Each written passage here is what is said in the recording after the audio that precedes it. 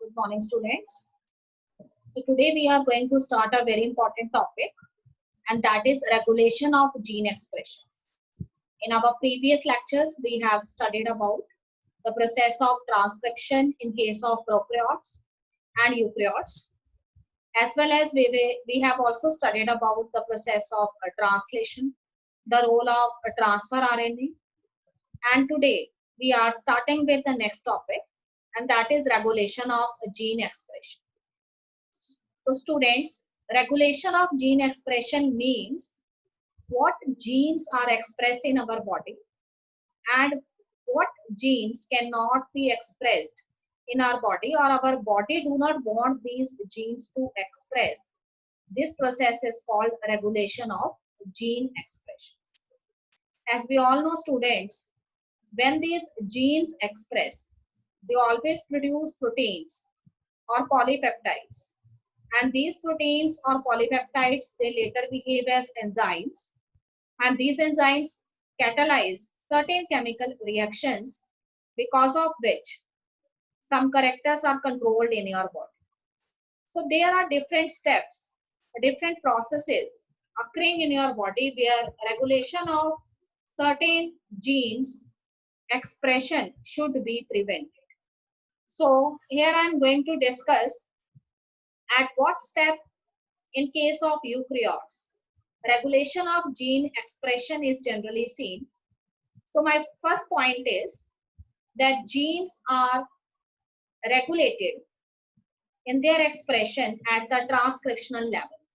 Transcriptional level here means formation of the messenger RNA with the help of first strand of the DNA whose polarity is in the direction 3' to 5'. So when this messenger RNA is transcribed, or you can say a primary transcript is formed, here also regulation of expression of genes is required. The next thing is we also see in regulation of gene expression in case of processing levels. Here processing level means processing of messenger RNA, or that is splicing of the messenger RNA, means we join the coding sequences or exons and remove the introns or the non-coding sequences. So here certain genes, their expression is regulated. And third is when this messenger RNA, it is formed in the nucleus, and from the nucleus it enters into the cytoplasm. Here also the expression of certain genes are regulated. And last, when the process of translation takes place, then here also the regulation of gene expression is seen. So I'm going to give a common example of E. coli bacteria. If we have cultured some E. coli bacteria, and this E. coli bacteria, it has a special enzyme present in the body, and this is beta galactosidase enzyme. As the E. coli bacteria, it like lactose sugar, which is a disaccharide for its culturing, that means E. coli utilize lactose sugar for his energy source. In that case, this beta galactosidase enzyme is active in the body of the bacterium, because this beta galactosidase enzyme, it breaks down the disaccharide lactose sugar into glucose and galactose. But if the inducer medium, a culture medium in E. coli bacteria is not lactose sugar, in that situation, the bacterial cell do not require this beta galactosidase enzyme, which is synthesized by the activation of certain gene, because such metabolic activity is not happening in the body of the bacteria. So from this, we can conclude that it is actually the metabolic processes, physiological processes, or certain environmental changes decides in the organism that what genes are expressed in the body of the organism, or what genes cannot express, or their prevention is required. So here I am going to discuss about how the process of gene expression regulation takes place in case of prokaryotic cell. As I am taking the example of prokaryotic organisms such as bacteria, and here I am going to discuss about the process of transcription. that how the process of transcription is regulated here, or how the regulation of certain genes takes place in this process of transcription. As we all know, in transcription, a transcription unit is there, and this transcription unit, it consists of three things. One is the promoter region, second is the structural gene, and third is the terminator region. As it is a prokaryotic cell, so here a polycistronic structural gene is present.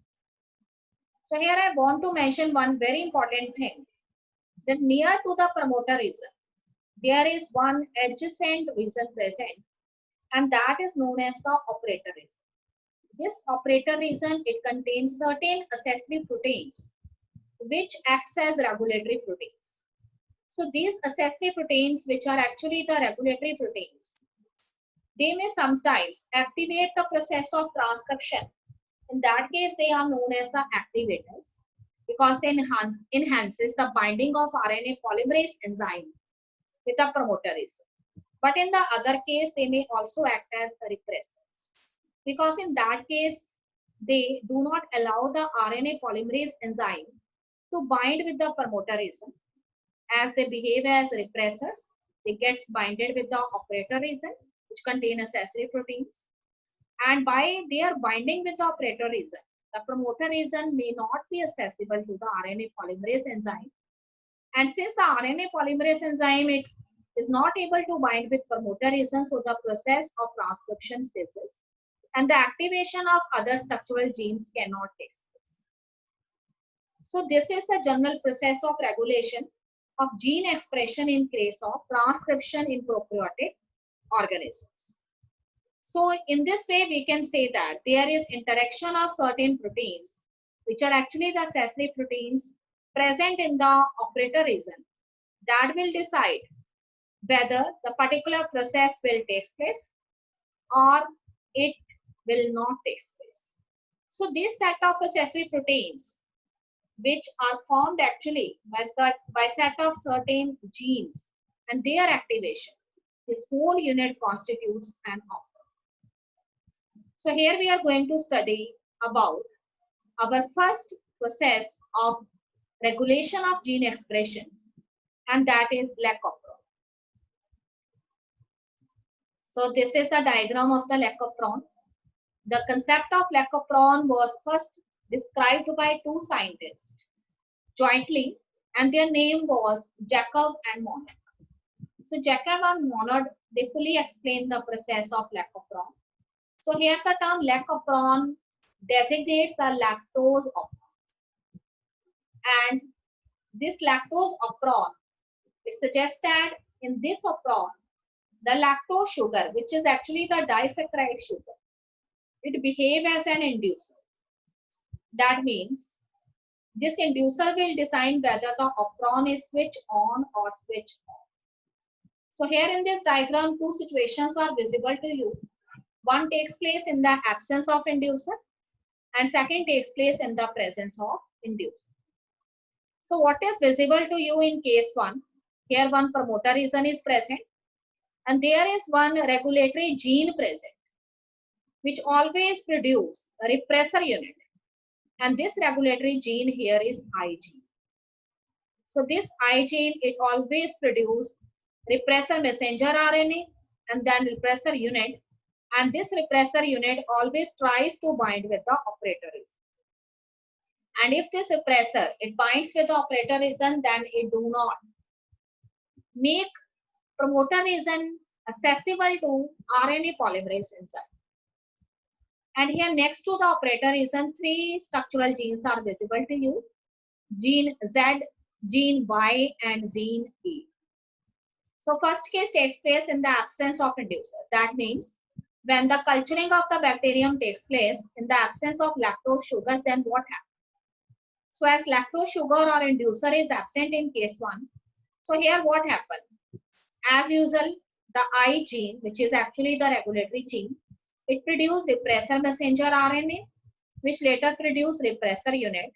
And this repressor unit, it binds with the operator region. And as soon as it binds with the operator region, it hides the promoter region and do not makes accessible the promoter region to the RNA polymerase enzyme. So as a result, what happened? The RNA polymerase enzyme is not able to find the promoter region and it cannot bind with the promoter region. And because of this, the process of transcription will not take place.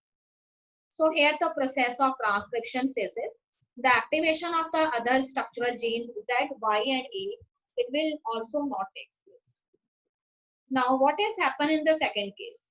Here in the second case, the inducer means lactose sugar and disaccharide is present. So this inducer sugar, it fully controls the switch on and off of the operator. So as usual, promoter region, then regulatory gene I and operator region is present. And this regulatory gene, it produces again the repressor messenger RNA, which produce the repressor unit. But this repressor unit,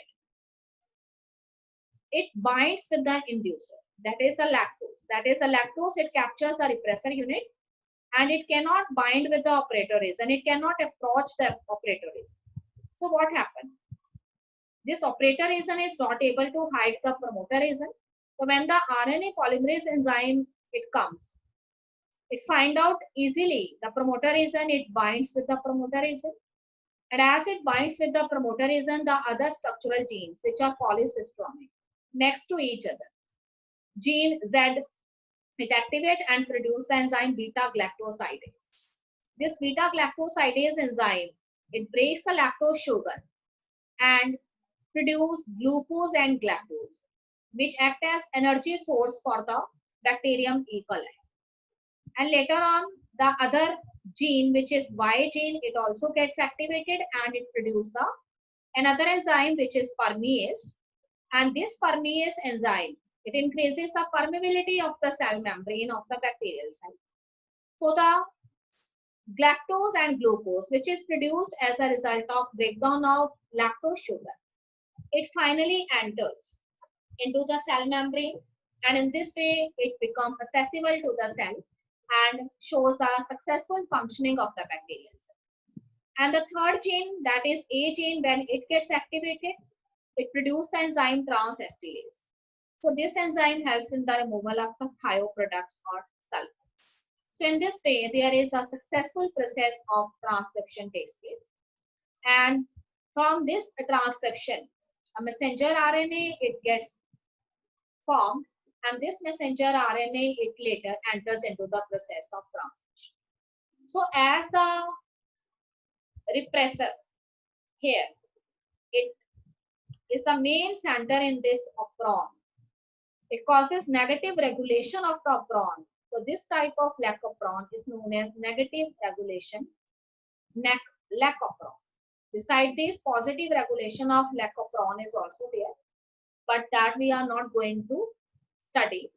It is beyond the scope of our discussion. So my next topic is Human Genome Project. Student, Human Genome Project is also known as a mega project.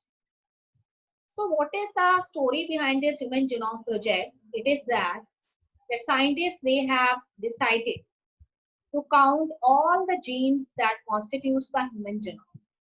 Not only the counting of the gene here is done, but also the structure, location, and their functions will also be discovered by the scientists. They have decided.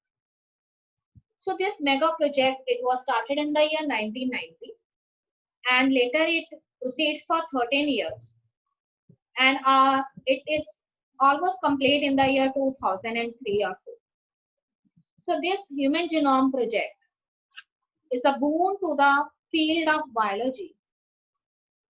The basic thing behind this project is that there are certain sequences of bases that are present in the human DNA, and these sequence of bases, they determines the genetic information.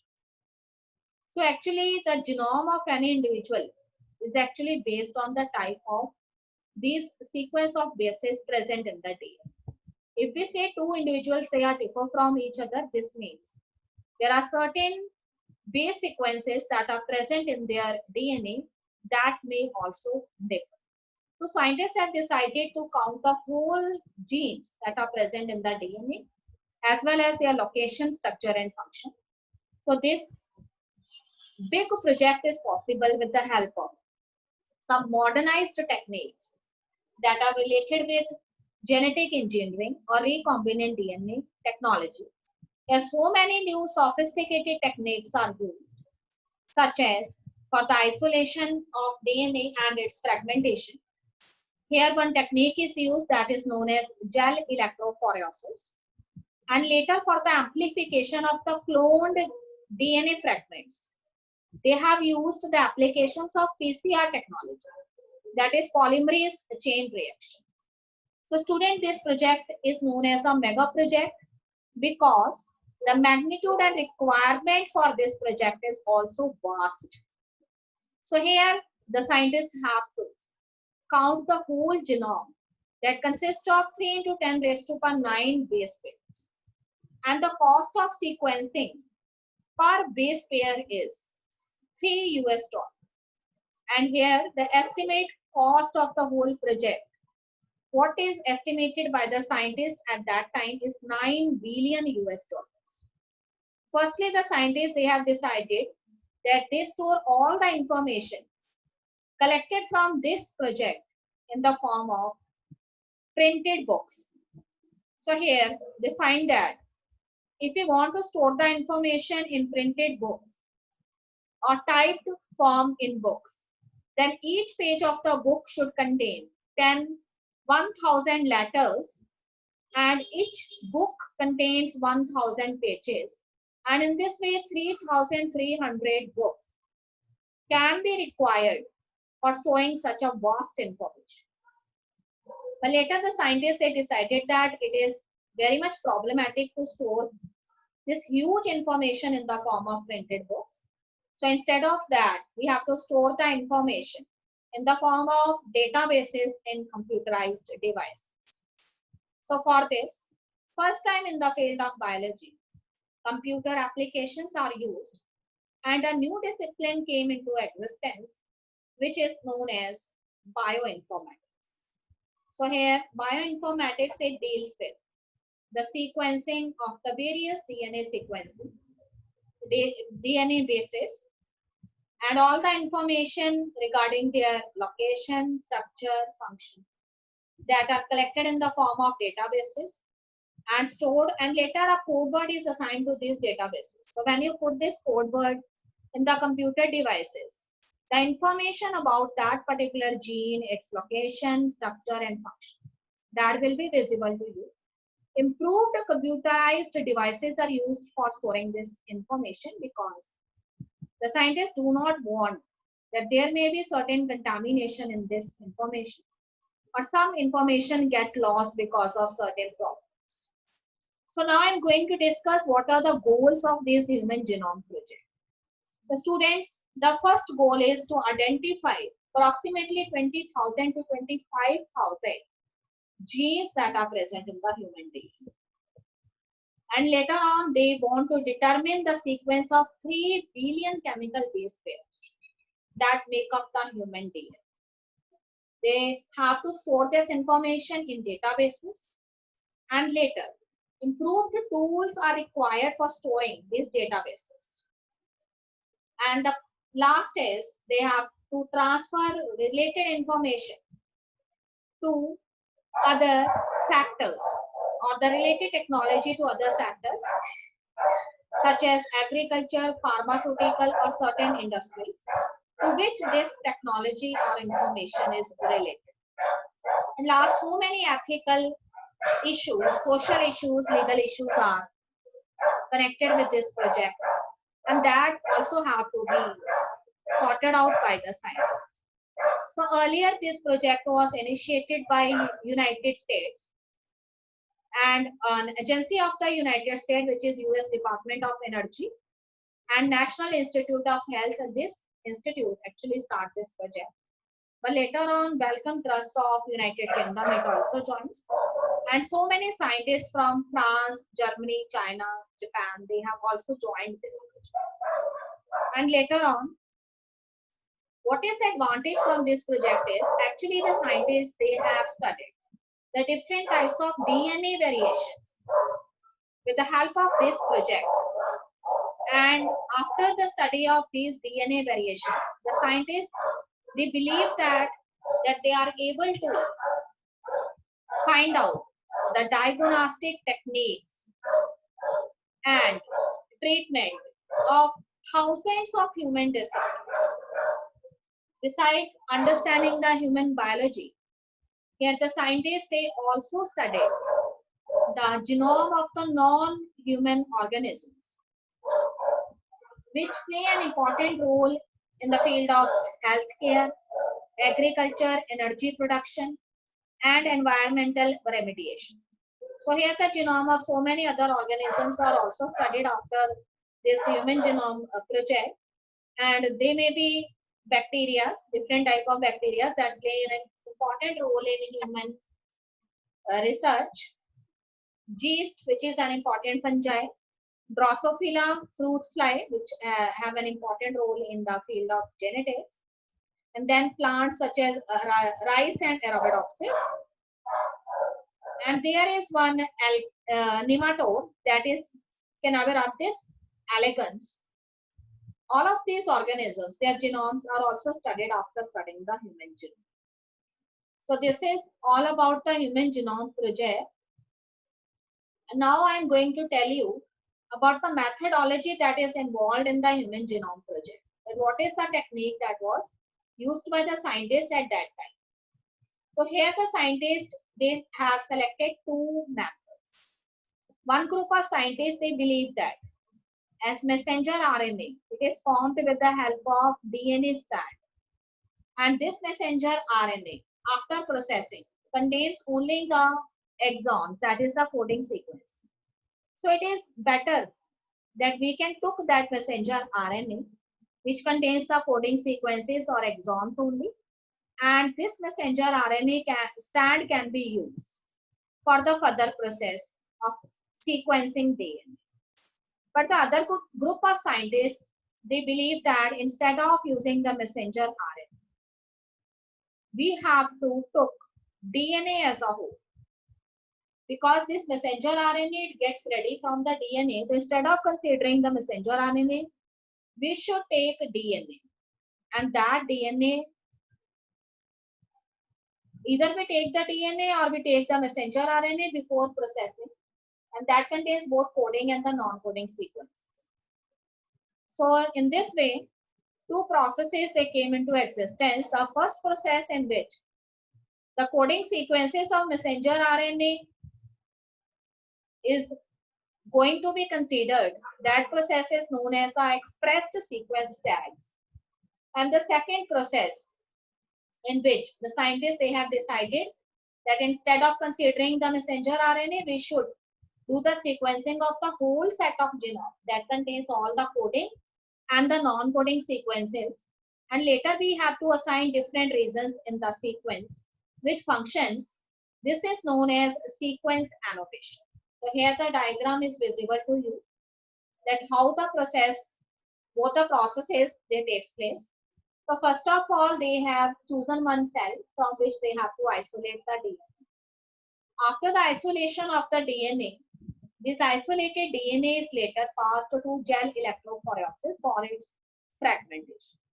So the fragmentation of the DNA fragments, it takes place with the help of a technique known as gel electrophoresis. And after passing over the gel electrophoresis, these DNA fragments, they get separated according to their density. So the lighter segments, they come in the first position, and then the other segments, they are sorted out on the basis of their density. So then after this, these fragments are later amplified, and their amplification is done with the help of the technique known as PCR technique, which is known as polymerase chain reaction. And later these fragments, they are cloned in various hosts by passing into various hosts with the help of certain vectors. And these may be bacterial artificial chromosomes which act as vectors, or yeast artificial chromosomes. So when these fragments, they get cloned, then the clones of these fragments, they are isolated and they are allowed to overlap over automated sequencers that were get readied at that time by the scientist Sanger. So these automated sequencers, they have certain overlapping sequences over them. And these isolated cloned fragments, they are allowed to overlap on these automated sequences. So where they get overlapped, that sequences, they are highlighted.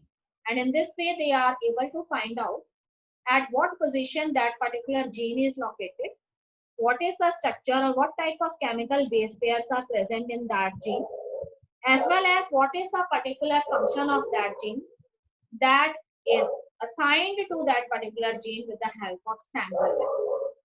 So in this way, scientists have done the sequencing of various genes or DNA bases, you can say, with the help of Sanger method. And after this, one by one, each chromosomes and the number of genes present in these chromosomes, they were studied.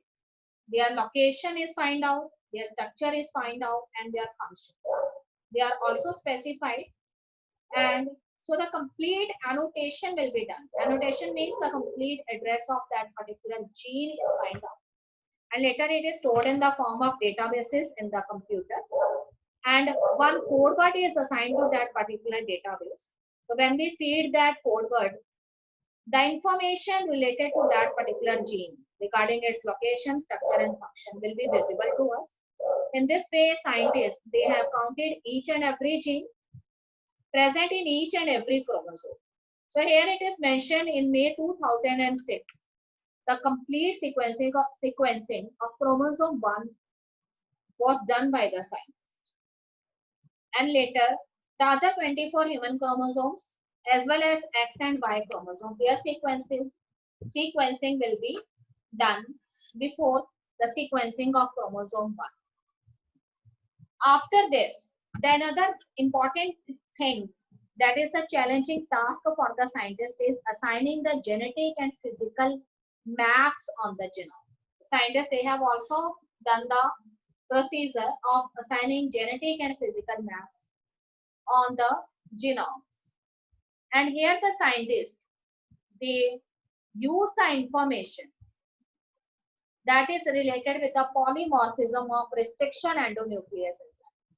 So these restriction endonuclease enzyme, they are also known as the molecular scissor. And these enzymes, they are playing an important role in the cutting of the DNA.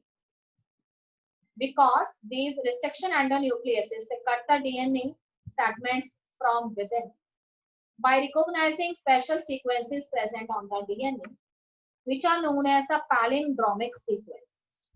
So in this way, the scientists are able to find the application of restriction endonuclease enzyme. And during the research of this project, the scientists, they are also able to find out certain specific type of repetitive sequences that are found in the DNA. And these repetitive DNA sequences were called by scientists as microsatellites. So in this way, these microsatellites are actually such DNA sequences where the repetition of certain bases may take place 100 to 1000 times in a particular rhythm, in a particular fashion, or in a particular pattern. So these repetitive sequences, DNA bases, you can say, play a significant role later in the process of DNA fingerprinting. They form the base of DNA fingerprinting. So in this way, the scientists, they have done the isolation of the DNA from the cell and complete sequencing of the various genes that are present in the human genome. So students, I am going to tell you here about the salient features of this human genome project.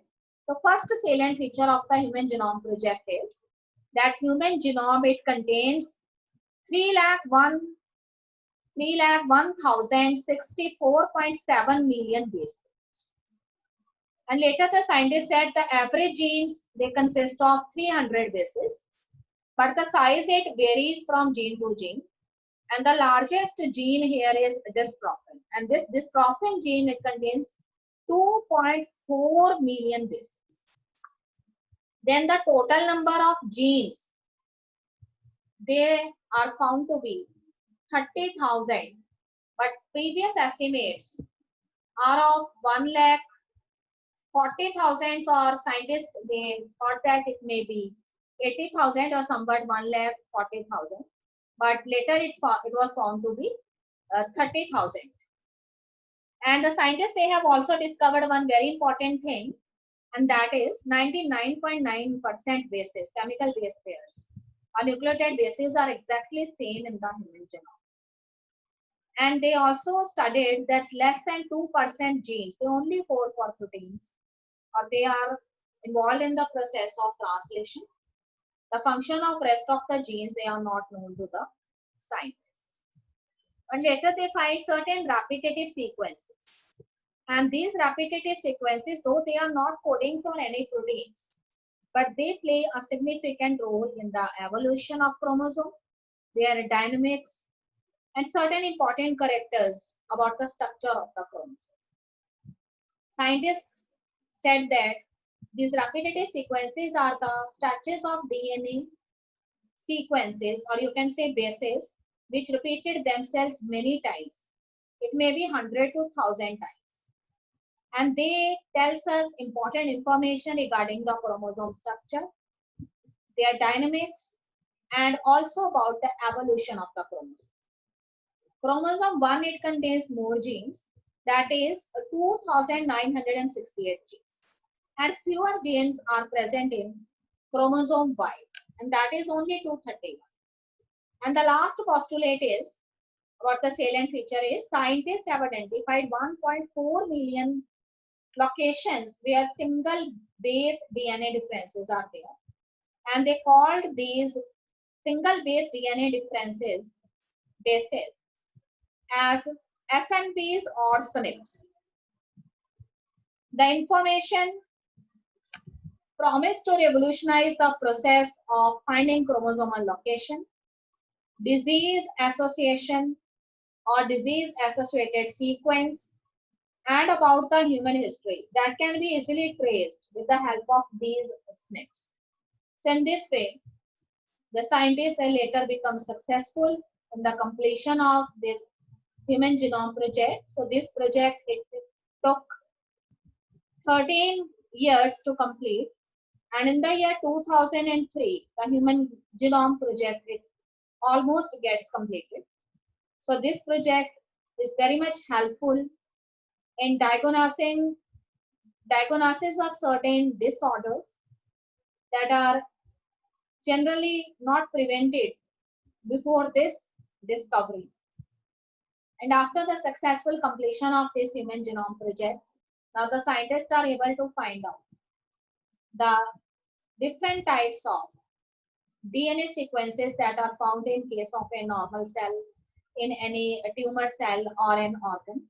And they are able to find out the diagnostic techniques for the treatment of such kind of disorders, which are actually the genetic disorders. And that's all in today's lecture. Have a nice day.